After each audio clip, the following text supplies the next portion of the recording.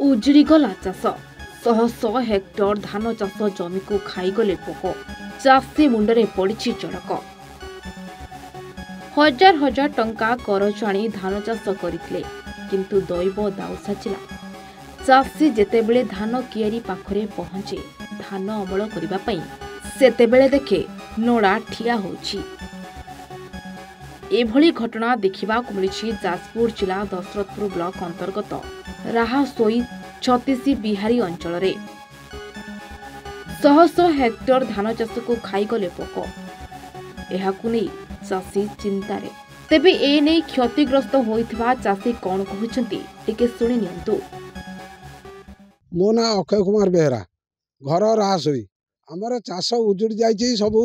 पोक मारिकी सब नष्ट कर दैछंती आ दुनिया धार खर्च करके आमे भल मंद चाष दिगुंड करथुनु कौन एसुनी करिमु छुआ पिला केमिति बंचेइमु आमे जाउछु जा हमर खेती हेइछि सरकार जदि किछि हमको आर्थिक सहायता टिके दियंता आमे टिके बंची जांतो आमे तो कोन आत्महत्या कला भलिया अवस्था आमे आसी बसी रहिछु ये मागुछु पैसा से मागुछु पैसा कौन करिमु आमे।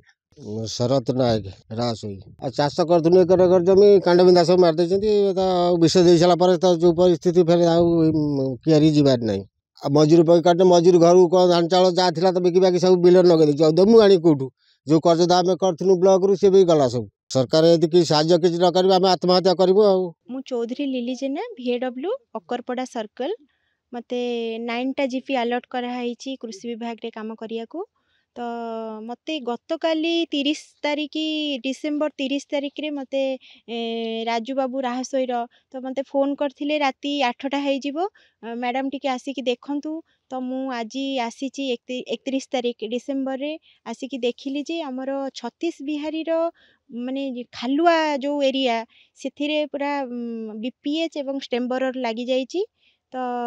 आमको आगुरी भी कहीं जणे नहांती जणे थिले आमे जा हेले किछि पदक्षेप नै थांतु एवं आम कृषि विभाग तरफ आमर परमिट कटा हैकी एवं चासी मानकु सब सब्सिडी रे विष भी दिया होतला सेटा भी करि थांतु किंतु आमको जणे नहांती एवं हार्वेस्टिंग मोमेंट रे आमको गत काली जणैचंती तो एटा दुखर बहुत विषय मते लागुची एवं एरिया देखिकी मते बहुत कष्ट लागुची। गवर्नमेंट तो आम पाखरे एबे किछि नाही तथापि मोर हायर ऑफिसर को मु जणेबी ए विषय रे कोन माने एटा देखैबी तो से कोन करिवे। जाजपुर चितरंजन मलिक रिपोर्ट एवन ओडिशा।